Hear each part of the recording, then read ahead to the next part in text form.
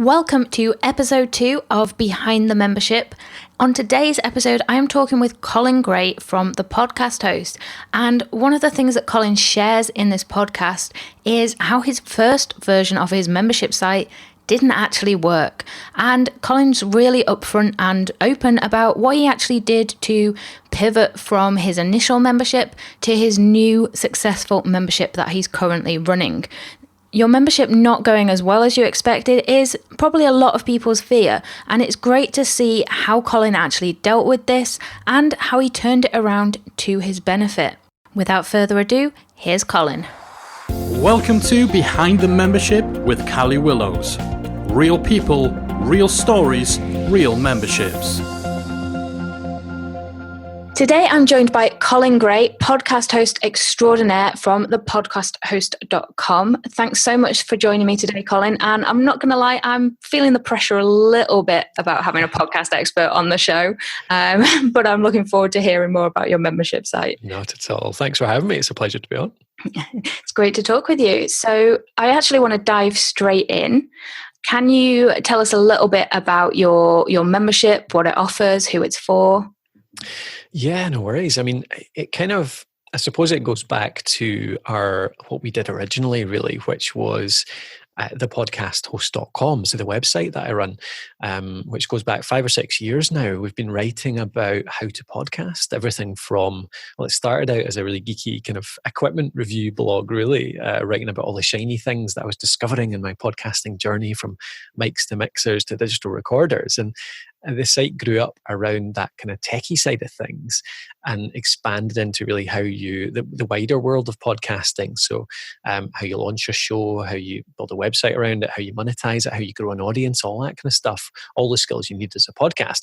So that site grew up around all that free content, really. It was all blogs, it was podcasts, it was video.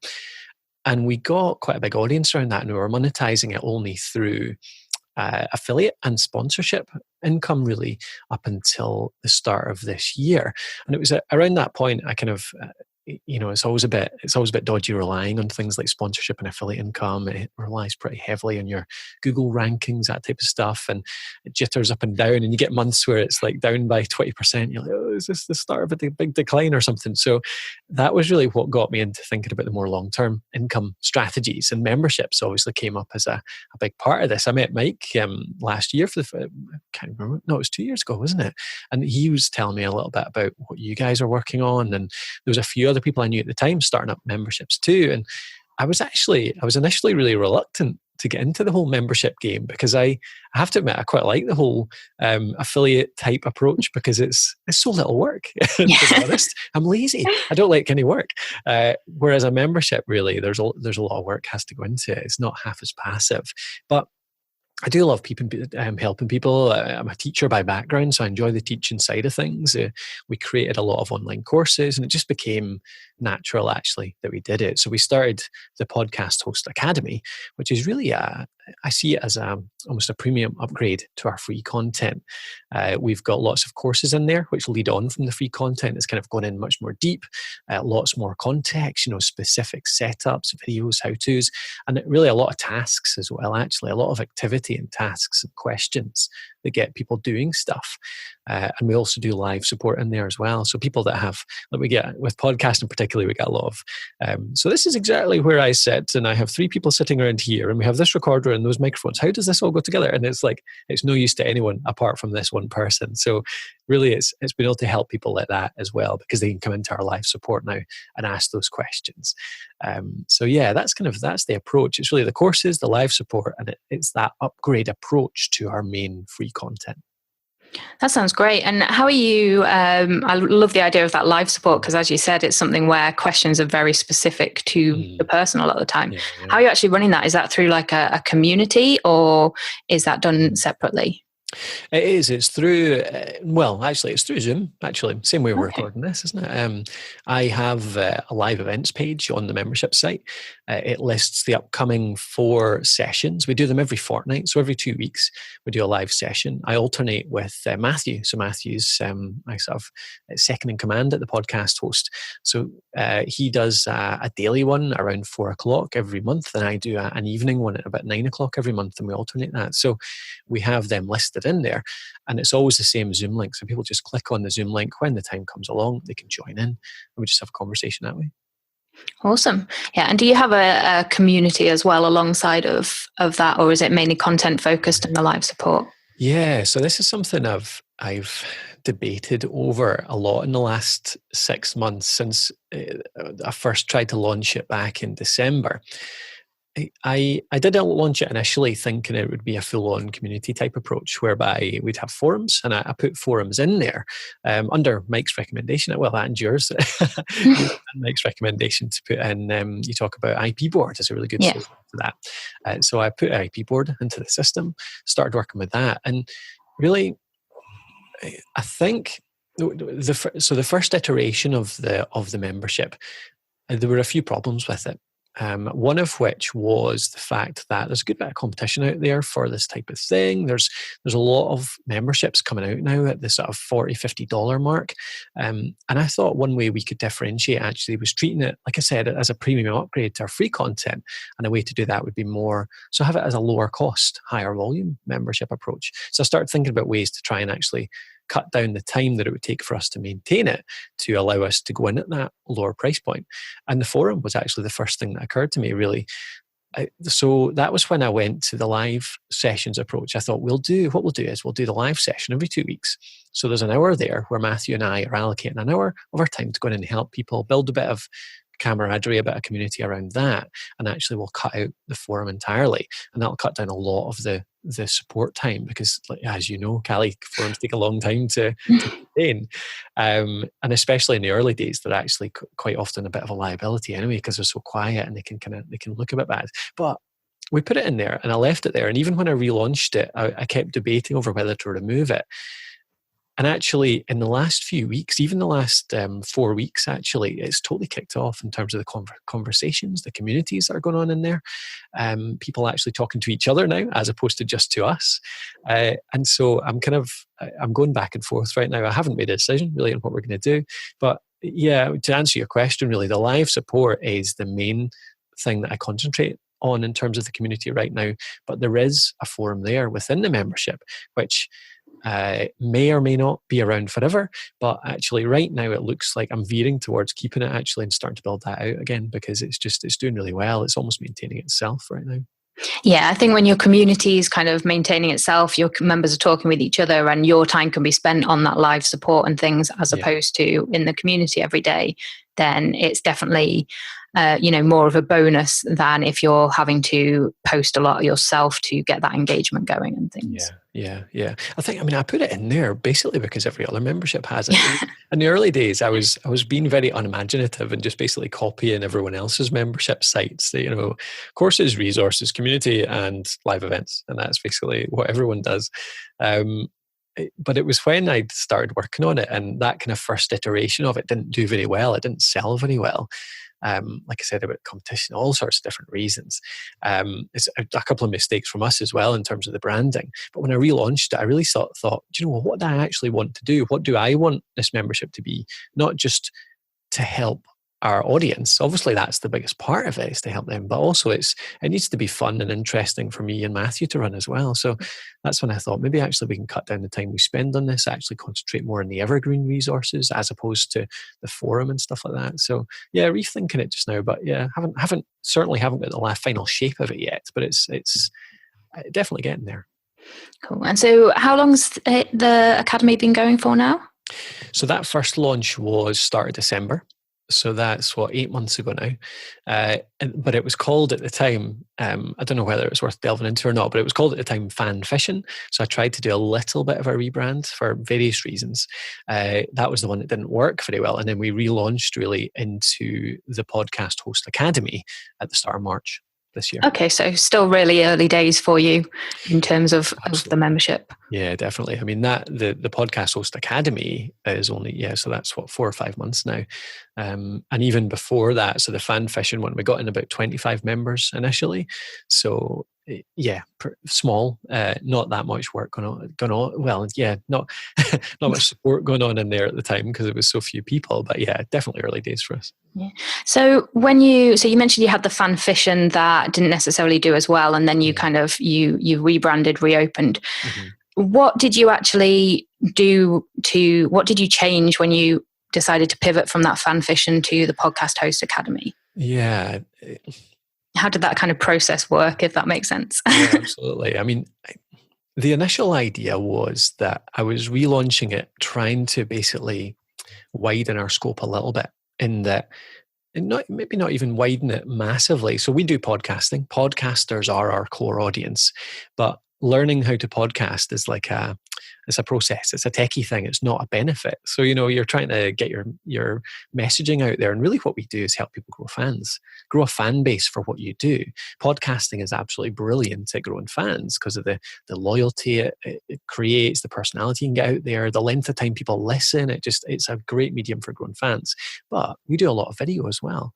So I was toying with the idea of trying to be able to expand out a little bit into a bit more video, even sort of a little bit around other types of content too. It's going to be media. But anyway, that was the idea. It was the fan fishing thing. So we help people grow fans.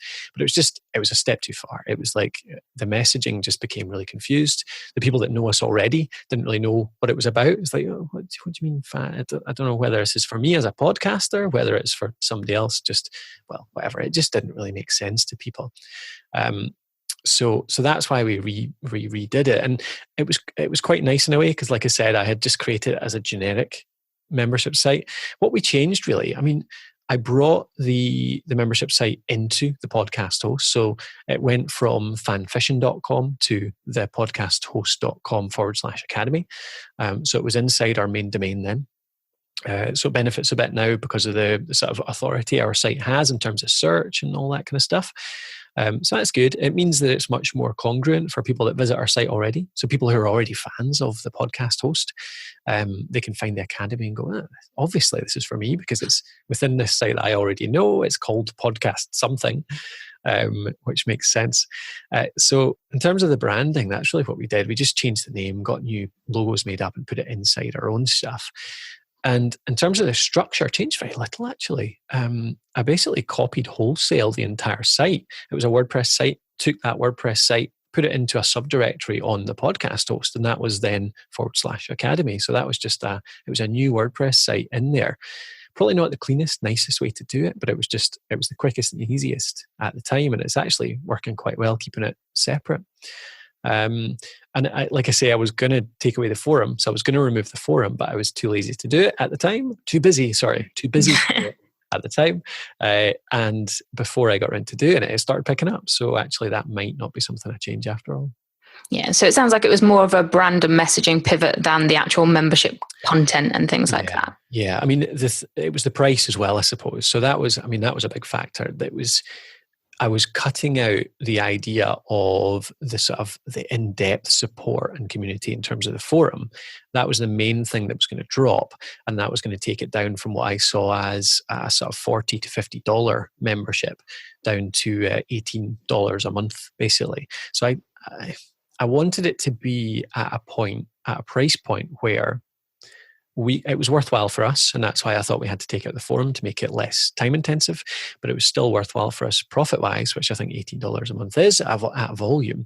But I wanted it to be low enough cost that people could see it almost as just something they could have on hand just in case they need it. So we've got all our videos, all our tutorials, all our resources in there. They've got the live sessions. If they have some kind of trouble with their podcast one week, they can get to talk to us live within 2 weeks. So having that support on hand when needed. I wanted it to be cheap enough that if they don't use it for a month or 2 months, they think, well, actually it's worthwhile keeping it on just because next month I might need some help with that. And I also, the other thing, and I don't know how much this applies to other membership sites, but we have a lot of people, we've got a really big audience that come along and use our free content, that read a lot of the blogs, that follow all of the podcasts. And actually, I discovered that a lot of them just wanted to support us a little bit in that free content. So we have people that have signed up for the membership that don't necessarily use the courses, the resources. They're seeing it as a way to support the free stuff that we do. And I've put that in as a sales message, I suppose, on the sales page. It's one of the reasons you could sign up. So I wanted it to be cheap enough that was an option as well. And 18 just seemed right for me at that. And it seems to be about the right point right now for us.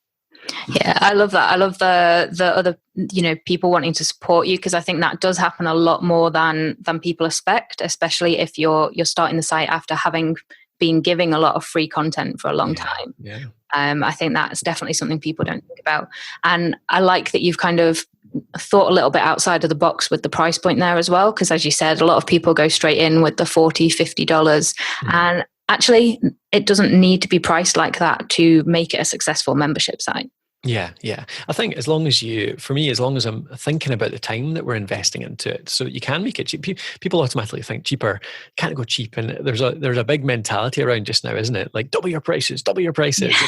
In some cases, that's the right thing to do. But in other cases, I think there's a lot of room for cheaper products as well, as long as you can make sure that the time you're spending on them is paid back. You're not doing too much for too little income. So yeah, it's definitely, it was something that went through my head a lot. Definitely. So we kind of touched on this a little bit as you were talking there, but what's actually been the biggest challenge, do you think, with you creating and launching this? I think the biggest challenge for me is trying to figure out ways to keep that continual value coming, because especially when I've been thinking about not really often people talk about the fact that the community is the thing that keeps people in, isn't it? Like there's that mantra, they come for the courses but they stay for the community, and I think that's true in some places, not true in others. But either way, I thought, I'm not necessarily wanting to build a heavy community here. So how else can I bring in value? Even if we do build a community, like I say, I'm thinking about changing that. I still think there needs to be something else. And that's a big challenge for me right now. I want to build in ways into this membership whereby people are getting something new every month, but it's not taking us a huge amount of time to do it. It's not a new course every month. And I'm kind of going back to some of my old teaching background just now, thinking about ways that actually interested in initiating some curriculums more, maybe actually guiding people through things. That it's not a new idea, but the drip fed approach, whereby you actually much more guide people through it. I think people rebel against the idea of structure and discipline and actually not didactic teaching exactly, but directive teaching, because it's assumed that flexibility, that choice is always the best. You should give everybody everything all at once. But actually, in a lot of cases, that really scares people, it intimidates people. It's a big barrier because they see everything there and they don't know where to start. Or even if they do have an idea of where to start, they see it as like you give them a roadmap. Here's the 3 things you should do first, but it's still like a block of 3 hours, a block of 5 hours, a block of 2 hours. Whereas if you can actually break it up much more small and either drip feed it or guide them through day by day or something like that, I think that makes it a lot more accessible, creates a lot more success, and therefore a lot more satisfaction in your membership. So that's the challenge that I'm having right now, is trying to figure out ways to bring those types of approaches into the membership and make sure that people are visiting us day by day, not just like popping in every 2 weeks when they need a wee bit of help, but actually coming in every single day because there is something useful that they can do in just 5 or 10 minutes. They'll grow what they're doing just by a little increment. Yeah, getting people to take action essentially, so that they're getting, as you said, those results and that success. Yeah, exactly. I mean, that's not only what keeps them joined to your membership, it keeps them paying for your membership. It's what causes them to evangelize what you do, so they go out and sell it for you. And I think that's what we're all looking for, isn't it? We want 100 fans that actually tell everyone else, all their network, about what you do. Yeah, definitely. Nothing sells your membership better than people singing its praises, essentially. Yeah. And that actually being successful as well, like saying, singing their praises and saying, well, actually, look, I've got a £100,000 business here, and that is actually in part due to this membership, which only costs you 20 quid a month. Yeah. And so what's been your favourite part of having the membership? I really enjoy the live sessions, actually. It's good fun just sitting for an hour and talking to a group of people that are in the community that have these really individual problems, and you're kind of helping them through it. And then when they actually start helping each other, that's really cool as well. So that's definitely a part of it. But I mean, that challenge that I was talking about, actually, that's one of the most fun parts of it for me as well, is figuring out something a bit different to do, because I'm really conscious of the fact that, like I said before, that I did create a kind of generic approach. And I'm equally conscious of the fact that so many other people are doing exactly the same thing as well. I don't know what you've seen, Callie, but like nearly all the memberships that I see these days look exactly the same. So that's the thing I'm finding fun right now, is I've got a list of about 30, 40, even 50 ideas that I've got that are just little things that I could add in, just little ideas that I could add into the membership that I've not seen anywhere else, that I'm bringing from completely different realms and different areas, and nothing to do with membership or even nothing to do with business, but they apply to the model that I've got here. So trying to put together ideas and plans for what we're going to put in over the next 5-6 months that I think will really surprise people, will really give them a whole lot of success and value and stuff, and also will just help them be really successful too, and keep coming back, like I say, day by day. So I'm finding that really fun just now, just figuring that out. I love that. I love it when you can experiment a little bit as well. But I am looking forward to seeing what your ideas are, because I'm intrigued now. I'll have to come in and start sharing them in your membership. Yeah, definitely. But then everyone will steal them. Okay, I'd like to shift gears a little bit now and talk about what you're doing to actually grow the membership. I'm presuming your podcast is probably one of your best methods of promotion at the minute. Mm-hmm. But what's something that's working really well for you? Yeah, so in the last month, there's a bunch of stuff I've done that I've been meaning to do for a while. So our blog is our biggest asset. I know podcasting is what we do, and I would never stop podcasting, because the way it works for us really is that, and I think the way that it works for the vast majority of people who podcast is that a blog acts as that kind of capture method. So a blog is how people find you initially, because text is still the biggest search out there.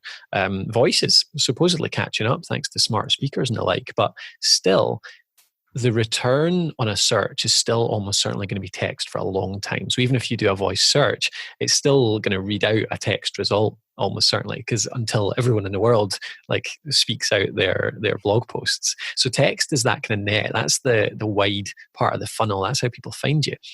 But podcasting is how you engage them, basically. So people read one or two of our blog posts, and inevitably within 1 or 2 or 3 pages, they'll find a podcast episode, or they'll find a reference to something, a full podcast that we do. And our job is to try and get them to listen to that, because that's where I think we turn people from casual visitors of our blog or even our videos into massive fans, because they end up listening, they get a better personality, they find out much more about us, our values, our ethics, all that kind of stuff. And they listen for hours at a time. So, I mean, that's the big power that podcasting has, is that people listen for hours at a time. Because video can get the personality across. It can do that kind of personality work, that engagement work, but attention is still really short. I mean, 3, 4, 5 minutes on YouTube max. But you can get people listening for half an hour, 2 hours in the podcast. So that's how it works for us. Blog is the kind of capture, and then the podcast is the kind of turn them into a super fan job. So right now we have really good traffic on the blog. That's our biggest asset, really. We get about 2,500 to 3,000 people a day looking at the blog.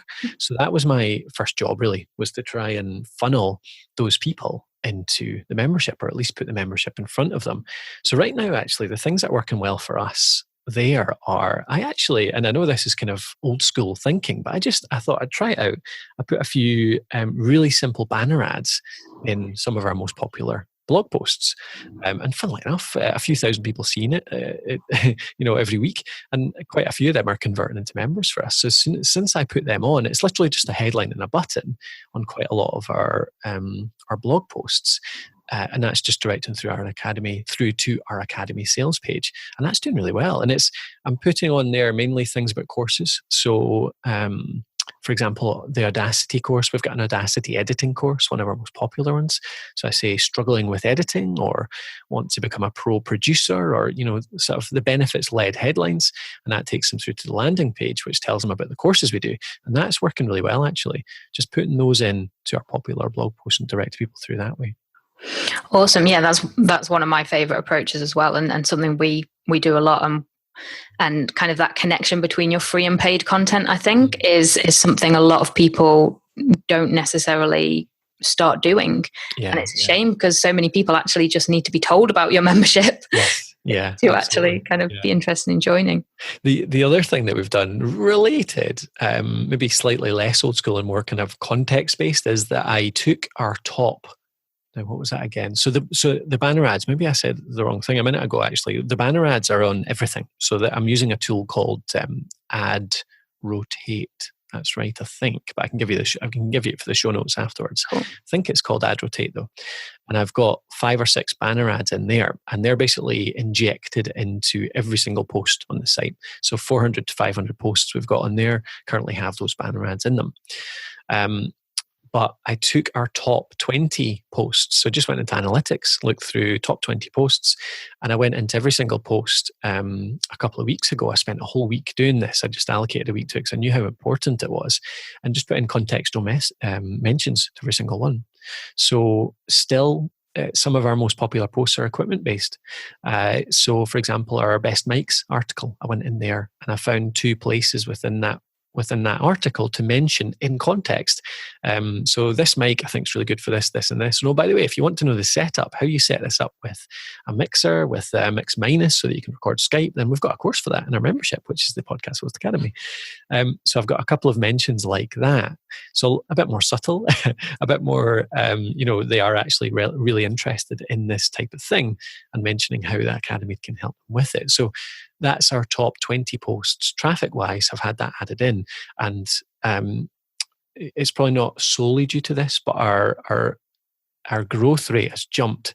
Since doing that and adding the banner ads, we've gone from a new member every week to at least 1 a day, up to 2 a day right now. Awesome. That's some great improvement there. It's funny what happens when you actually tell people about it. Yeah. It really is.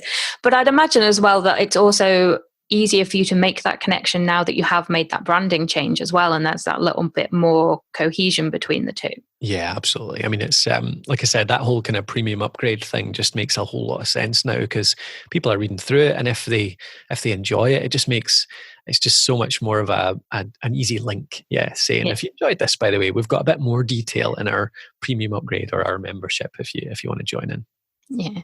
And so once someone's joined, then how are you currently keeping members engaged and coming back month after month? I know you mentioned before there's some new things you want to put into place, but what are you currently doing? Is that mainly the live support? The live support helps, yeah. So I'm sending out an email every 2 weeks, which is a members update. So that invites them into the live support, asks them if they have any questions in advance, but it also points out a couple of new things that we've added. So whether that's a bit of live training that we've done, or whether it's a resource that me or Matthew have put in there, like a checklist or something, or a new course, something like that, we'll mention that too. So that helps. I'm building out our automated sequence just now, which is the kind of onboarding, I suppose. I've got it up to, I think, 6 emails right now. And actually, I've just thought the next ones I want to add are around, because I'm thinking about the community maybe working again, the next ones I want to add are around how to get people a bit more visible in there. And it's just as simple as nobody in there has images right now. Like, I think maybe out of there's maybe 15 to 20 really active people right now in there, and maybe 2 or 3 of them have images on their profiles, which makes a huge difference to the engagement. And even their names too, like they all have their usernames as opposed to their real names. So even I don't know I have to go and look up the blooming linkage between the orders and the usernames and stuff to find out what their actual name is. So I need to do a couple of emails in a sequence now around that. And I think that'll make a big difference actually, because it'll just put a bit more real people behind it all. So that's the 2 things just now. Then I think the next thing I want to do is this idea of a launch course which is drip fed. And I think that's really important because the majority of our members are really early stage so far. That might change over time, but I think we'll always have a bunch of launchers. It'll be one of the learning paths. And I want to put together a sequence of emails which guide them towards elements of the courses, towards resources, towards live training, and give them like a day by day. Here's 5-10 minutes you can spend on your launch today. That you can go through, and people would just click on a link in our membership, and it would put them on a convert sequence, for example, to do that. So that's, I think, the next big job for me, and that might take 2, 3, 4 weeks to put together, I would say. Oh, that's awesome. Yeah, I think that kind of approach of giving people that drip fed option there can work really well. Yeah, and you've mentioned already that you've kind of got a team helping you with this. It's not just you. Yeah. So it's me and Matthew. I started a podcast host years ago now, but Matthew joined the team about, was that now 2.5 years ago? It seems a while ago now. Back when he came on as an audio producer, when we were still doing a lot of client work, helping people run their podcasts. But nowadays he creates more content than I do for the site. The two of us run most of our podcasts as co-hosts, and he does a lot of work in the academy too, because his background's audio drama, so he knows audio editing, audio production, equipment inside out. So he gives people tons of help on that. On top of that, we've got, who else we've got? We've got an editor. So I took a journalism student on last year, and he now edits all of our posts. He's only part-time, so maybe a couple of days a week, just editing, writing up show notes, that kind of stuff for podcasts. And I've got an admin assistant I work with as well. She does maybe 2 or 3 days a week and helps us with all the admin, does a bit of my bookkeeping, but also does generally posting, if somebody's posted the website or little changes to the website, that type of stuff. And I've got a designer as well. So a designer does a lot of our graphics too. So that's about all for now, I think. We've just taken on some developers for our application we're working on, but that's kind of a side project, isn't it? Just to detour into that a minute, I'm curious I know you're setting up a SaaS app as well. Is that going to have a membership model behind that? Well, it's interesting you ask, because I think it's going to be one of our big strengths in both sides, actually, in the end. So I think one of the things that SaaS companies I've found out struggle with is the onboarding side of things, the fact that people will sign up for a tool, but they won't necessarily know how to use it, or even if they do know how to use it, they don't know how to do it well so that they get success with it and therefore stay subscribed. On the other hand, memberships, people quite often go in, they learn how to do things, but they still don't have the time to actually do the work, and therefore they drop out of it and unsubscribe. I think we're going to have a real strength here in that we can sell them as a package. We can sell them together, or even if they're not a package, they're a really strong partnership, because we're teaching people how to podcast with the membership. We're showing them how to do it successfully, everything from the equipment to the monetization, but it still relies on them actually going away and doing the work. Now we're building a software application that will actually do a lot of the work for them. So it's designed to take a raw audio file or a couple of raw audio files and turn that automatically into a branded, processed podcast and publish it for them too. So it takes so much of the pains away out of podcasting. So I think it's a natural upgrade for people who join the membership, because we're going to show them how, and here's something that can help you do it. But on the other hand, with the SaaS application as well, people will come along thinking, this is going to solve some of my problems with podcasting, but we can then say, oh, by the way, for an extra 10, 20, 30, whatever dollars a month, we've got this community here, which actually you can, loads of courses, loads of resources around podcasting, live support, all that kind of stuff. It'll help you actually make the best use of this tool.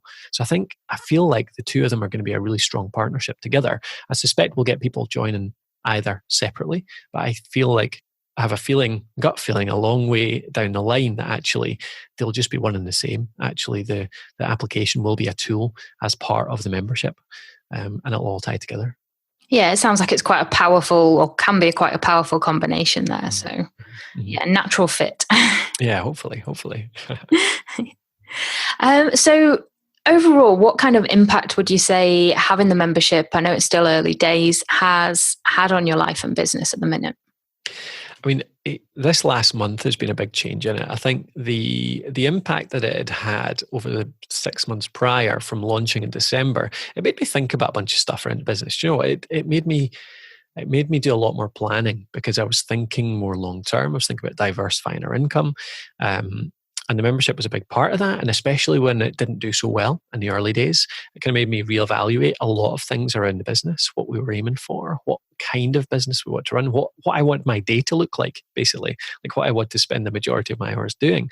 And that's what made me sort of resculpt it a little bit and go with the less supported, the cheaper option.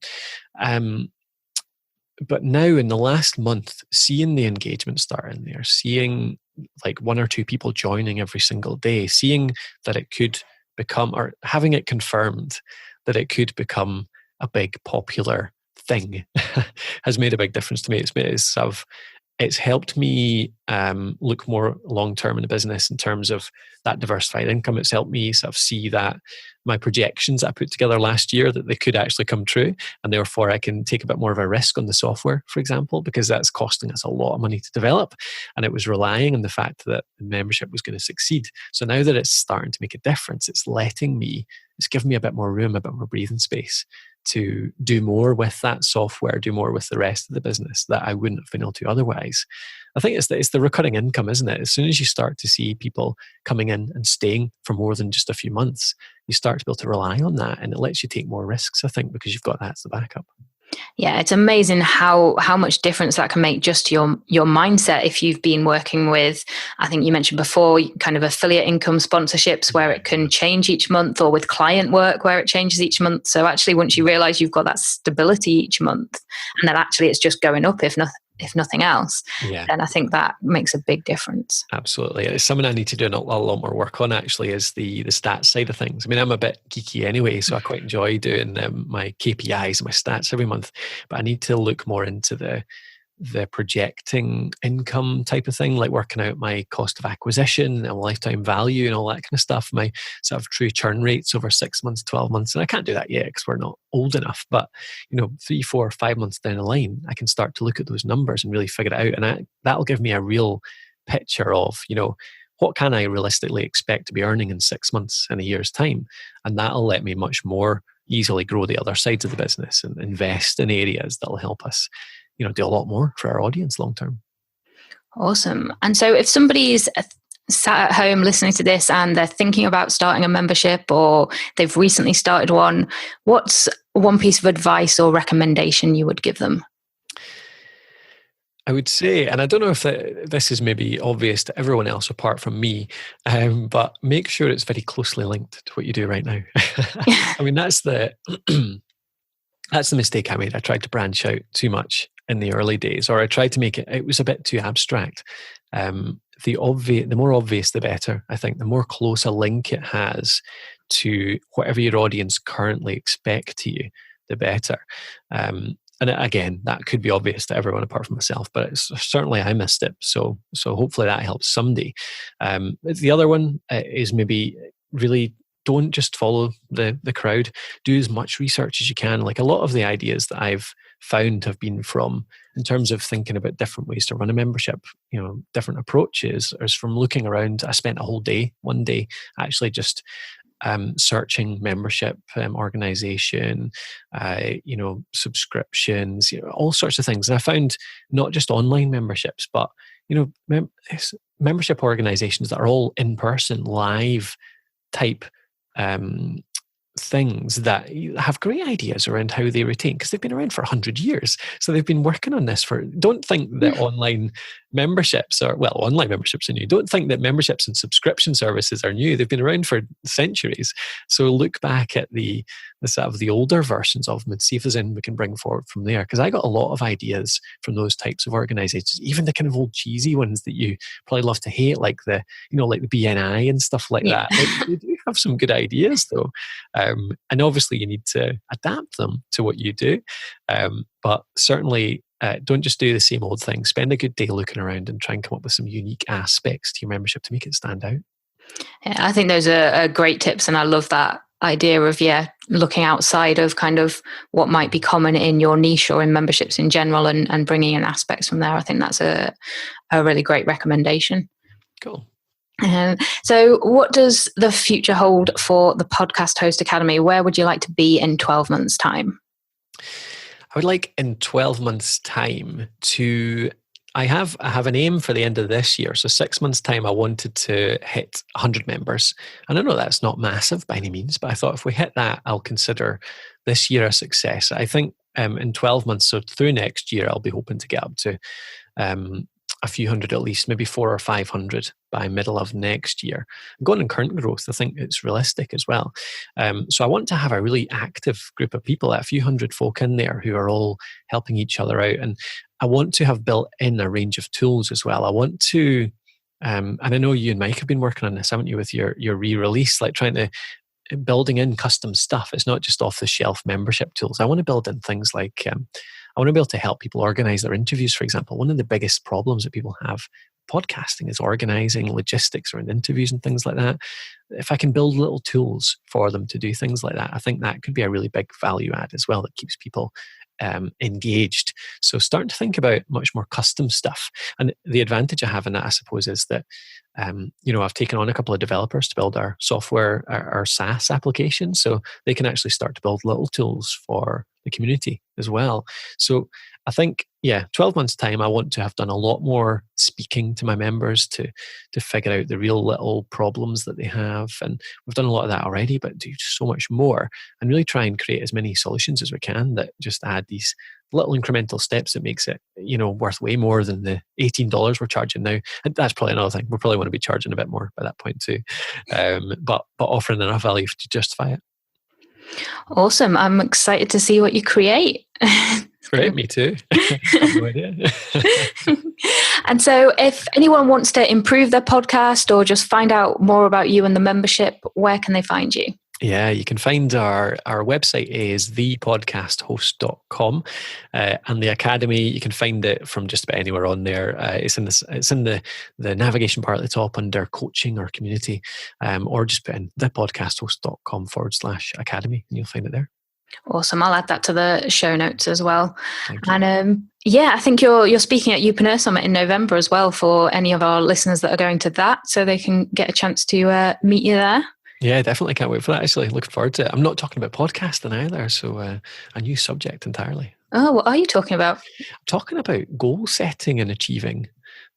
So it's something like I said earlier, I'm a total geek in terms of planning and stats and all that kind of stuff. So I think it was around stuff that I'd shown in the Upreneur community around how I plan my year, my month, and my day, which is it helps me a lot actually, because I'm completely and utterly unorganized, disorganized person by nature.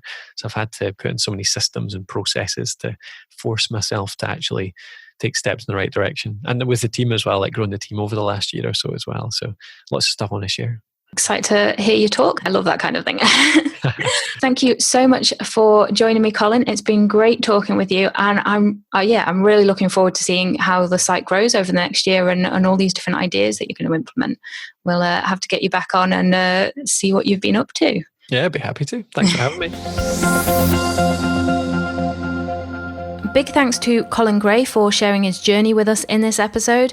And if you'd like to hear more from Colin, then he's done a really useful episode of the main Membership Guys podcast all about designing your online course information.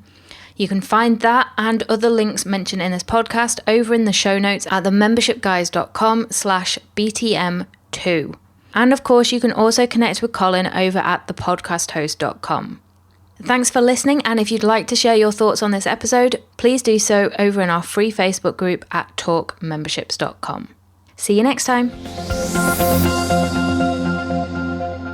If you've enjoyed today's episode of Behind the Membership, we invite you to check out the membersiteacademy.com. The Member Site Academy is the essential resource for anyone at any stage of starting, growing, and running a membership website. So whether you're still figuring out what your idea is going to be, or whether your website is already up and running and you're just looking for ways to grow it and attract new members, then the Member Site Academy can help you to get to the next level. With our extensive course library, monthly training, exclusive member-only discounts, perks and tools, and a supportive active community to help you along the way with feedback, encouragement and advice, the Member Site Academy is the perfect place to be for anyone looking to start, manage and grow a successful membership website. So check it out at membersiteacademy.com.